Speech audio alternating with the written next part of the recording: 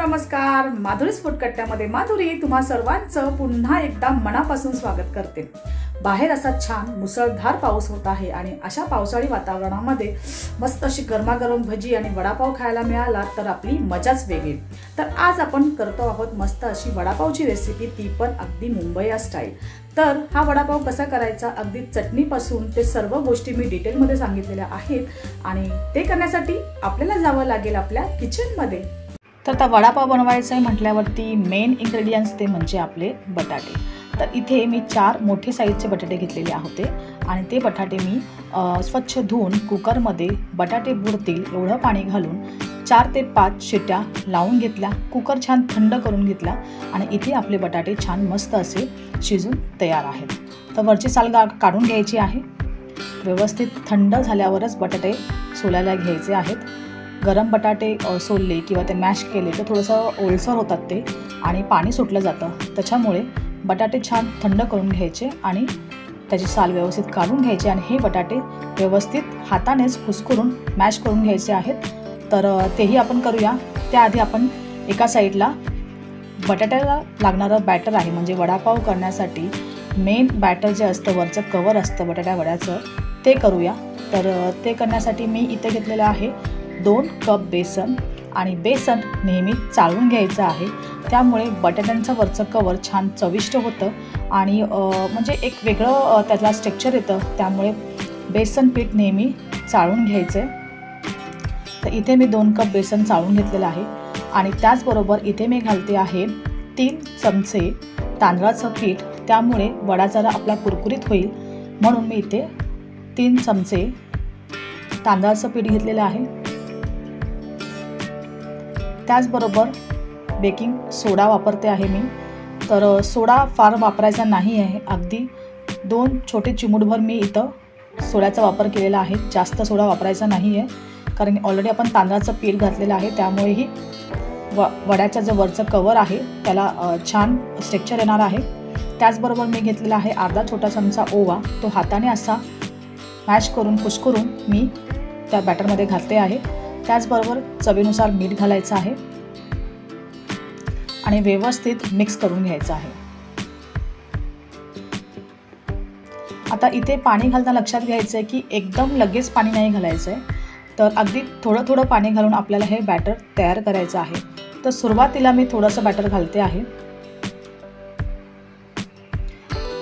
तर हळूहळू पाण्याचा वापर करायचा आहे, कारण की बॅटर आपल्याला खूप जास्त पातळी नाही करायचं आणि खूप घट्टही नाही ठेवायचं आहे. आणि सुरुवातीलाच आपण जास्त पाणी घातलं तर त्याच्या गुठळ्या राहतील. त्यामुळे थोडं थोडं पाणी घालून आपल्याला हे बॅटर तयार करायचं आहे. मीडियम थिक असं आपल्याला हे बॅटर तयार करायचं आहे. तर इथं हँड मिक्सरच्या मदतीने मी व्यवस्थित मिक्स करून घेते. बघाल तुम्ही, फार पातळही नाही आहे आणि फार घट्टही नाही आहे. तर इथे आपलं हे वड्याचं बॅटर तयार आहे. त्यापूर्वी हे सर्व काही मिक्स झाल्यानंतर हँड मिक्सरच्या मदतीने आपण हे बॅटर छान असं 2 ते 3 सेकंद ढवळून घ्यायचं आहे, म्हणजेच ते छान मिक्स झालं पाहिजे आणि ते तसं केल्याने बॅटर ही छान फ्लफी होतं. तर ते आपण साईडला ठेवून देऊया आणि आता आपण आपलं मसाला करून घेऊया जे वड्यांसाठी लागणार आहे. तर वडा करण्यासाठी इथे मी काही मसाला करते आहे.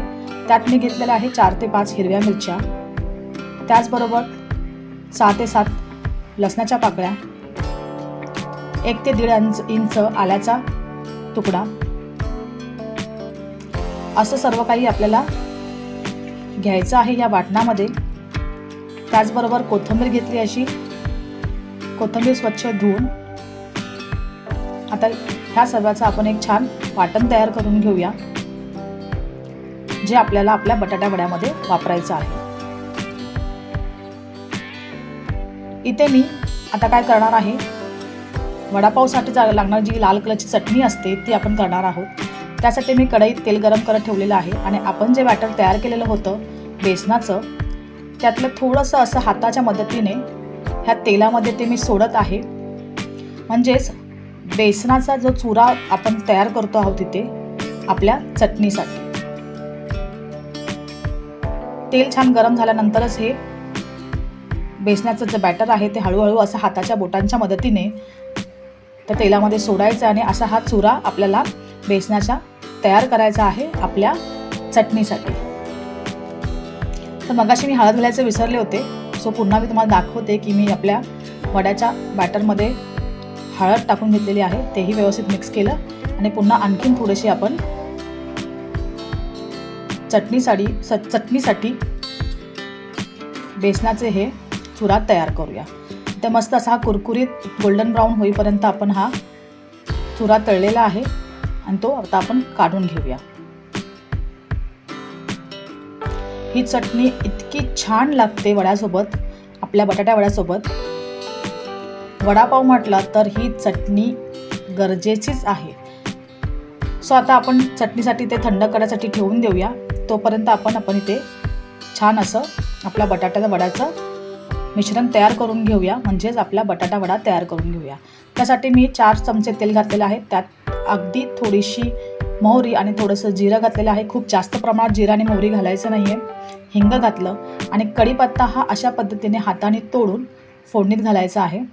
आणि आपण जो मसाला तयार केलेला होता तो मसाला इथे आपण घालून घेऊया. तर सुरुवातीलाच मी सर्वात मसाला नाही घालत आहे, कारण की लहान मुलं माझ्याकडे आहेत घरी, त्यामुळे तिखटाचं प्रमाण कसं हवं आहे त्याप्रमाणे मी ही चटणी ह्यात घालणार आहे. सो मी सुरुवातीला 3 ते 4 चमचे घातलेले आहे. छान असं तेलावर हे वाटण हा मसाला फ्राय करून घ्यायचा आहे. त्यानंतर जे बटाटे आपण सोलून हाताने मॅश करून घेतले आहेत, कुस्करून घेतलेले आहेत, ते आपण ह्या मिश्रणामध्ये घालून घेऊया. जबरदस्त हा वडा तयार होणार आहे, कारण की हे जो आपण मसाला बनवलेला आहे त्या मसाल्याने आपल्या वडापावचा जो वडा आहे त्याला छान चव येणार आहे. अगदी आपल्याला बाजारात गाडीवर जसा वडापाव खायला मिळतो तशाच पद्धतीचा वडापावची रेसिपी मी तुमच्याबरोबर शेअर करते आहे. तर इथे मला थोडंसं कमी वाटल्यानंतर मी पुन्हा जो उरलेला मसाला होता तोही ह्यात घालून घेतलेला आहे. थोडीशी हळद घातली, व्यवस्थित मिक्स करून घेतलं आणि वाफेला 2 मिनिटासाठी मंद गॅसवर ठेवून दिलेलं आहे. छान अशी वाफ काढून घ्यायची आहे आपल्या बटाट्या वड्याच्या मिश्रणाला. तर इथे छान अशी वाफ तयार झालेली आहे. रंगही सुरेख आलेला आहे आणि सुगंध तर अफलातून येतो आहे. आता बारीक चिरलेली कोथिंबीर घालूया वरून आणि इथे हे आपलं बटाट्या वड्याचं मिश्रण तयार आहे. एका प्लेटमध्ये ते मिश्रण काढून घेऊन थंड करून घ्यायचं आहे. वडापाव म्हटलं तर आपल्या मुंबईची जान आणि शान दोन्हीही. अगदी वेळेला भूक भागवणारं आपलं हे अगदी मौल्यवान जेवण आहे असं आपण मुंबईकर म्हणू. तर इथे हे बॅटर मी छान पसरवून घेते. म्हणजे हे जे आपण तयार केलेलं आहे बटाट्या वड्याचं मिश्रण ते पसरवून घेते आणि थंड करण्यासाठी ठेवून देते.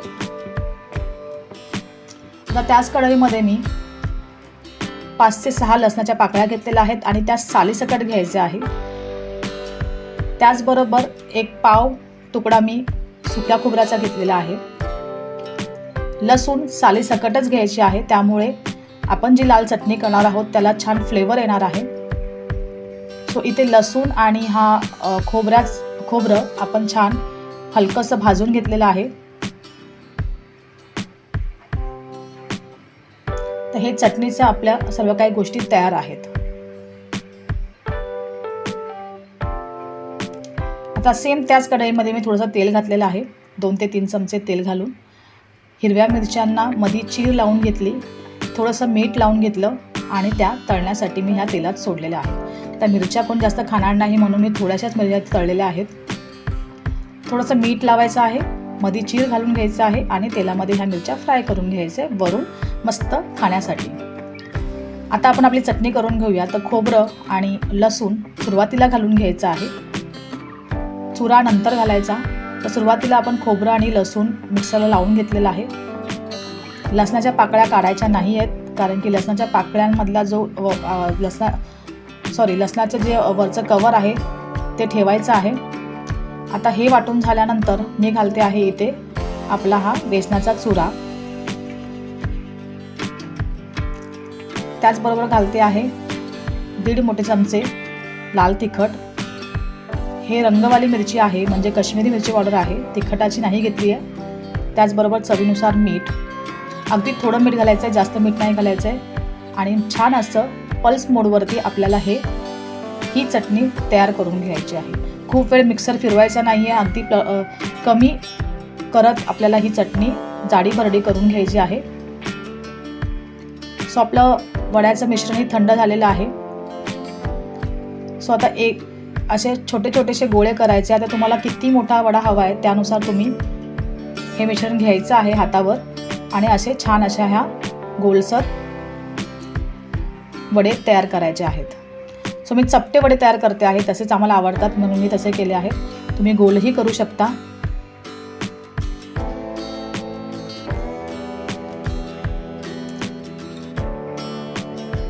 तसं एक एक करून मी सगळे वडे तयार करून घेते. तुम्हाला जसा वड्यांचा आकार हवा आहे तसा तुम्ही करायचा आहे. तर इथे आपले वडे तयार झालेले आहेत. आता आपण हे तळून घेऊया.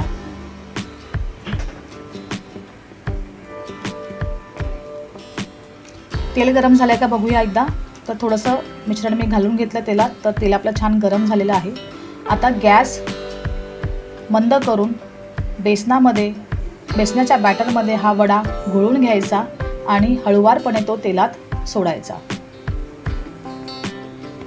बघा छान असं ते मिश्रण वड्याला लागलेलं आहे, कारण की वड्याचं जे मिश्रण आपण तयार केले ते खूप जास्त पातळ नाही आहे आणि खूप असं घट्टही नाही आहे. घट्ट जर असेल तर ते वडा एकदम वरचं कवर आहे ते एकदम जाडसर तयार होईल आणि ते खाताना चवीला बरोबर लागणार नाही. त्यामुळे अगदी मीडियम तुम्ही हे पातळ ठेवायचं आहे, जेणेकरून ते वड्यालाही लागलं पाहिजे आणि खूप जास्त जाडही नाही व्हायला हवं. सो एक एक करून हा मी वडा इथे सोडलेला आहे.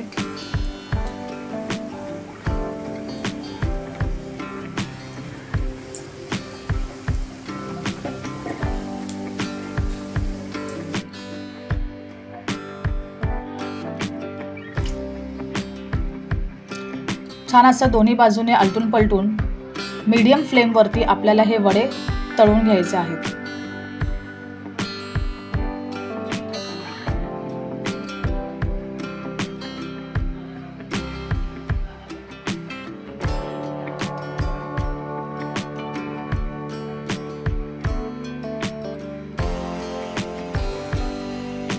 तर छान असं आलटून पलटून आपण हे वडे तळून घ्यायचे आहेत. तर मीडियम फ्लेमवरती हे वडे तळायचे आहेत.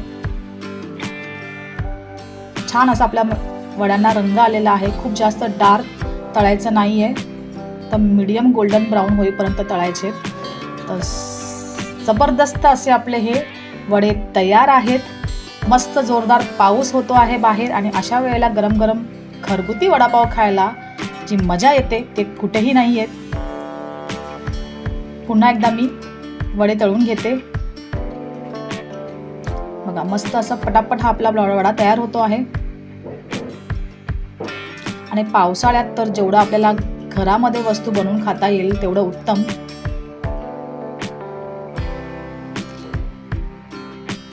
अगदी वड्याची चटणी कशी करायची आहे, वड्याचं बॅटर कसं करायचं आहे, सर्व काही मी ह्या व्हिडिओमध्ये शेअर केलेलं आहे. तर नक्की हा वडापाव घरी तयार करा आणि मस्त असा पावसाळ्यात वडापावचा आस्वाद घ्या. गरमागरम छान असे आपले हे वडे तळून घेते आहे मी. थोडासा जो चुरा आहे तोही काढून घेते आहे, कारण की वडापाव बरोबर जो तो चुरा खायला जी मजा येते ना ती खरंच खूप जबरदस्त असते. सो वडापाव आपण जेव्हा कधी बाहेर खातो तो अहो जरासा चुरा द्या असंही आपण बोलतो. तर थोडासा चुराही आपण इथं घेतो आहोत. तर छान इथे माझे वडे तयार झालेले आहेत.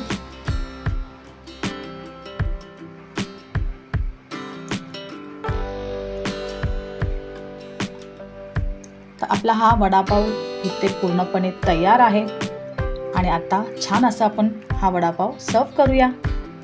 सो इथे घेतला आहे मी पाव आणि आता ह्या पावाला मी लावणार आहे हिरवी चटणी.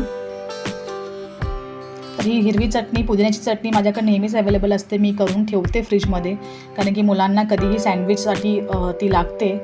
सो त्याचीही रेसिपी ऑलरेडी मी अपलोड केलेली आहे, पुदिना चटणी म्हणून. सो ती लावून घेतली.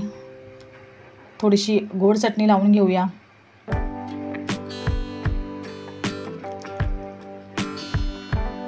त्याचबरोबर आपण तयार केलेली लाल तिखट चटणी तीही घालून घेऊया। ही चटणी जेवणाबरोबर इतकी छान लागते ना, तुम्ही नक्की ही चटणी वडापाव नसेल तरी निदान असंही आपल्याला खाण्यासाठी करून ठेवू शकतो। इतकी सुंदर आणि इतकी चविष्ट होते। तर जबरदस्त आपला हा असा मुंबईचा वडापाव तयार आहे। कितीही म्हटलं बर्गर पिझ्झा खा, पण एक वडापाव खाल्ल्याने जे समाधान मिळतं ते कुठेही मिळत नाही। तसा हा आपला हा गरमागरम वडापाव इथं छान असा तयार आहे। आणि तुम्हाला जर माझी ही रेसिपी आवडली असेल तर मला नक्की कमेंट करून सांगा आणि ह्या पावसाळ्यात छान असा गरमागरम वडापावचा आस्वाद घ्या। आणि माधुरीज फूड कट्ट्याला नेहमी लाईक, शेअर आणि सबस्क्राईब करा। थँक्यू।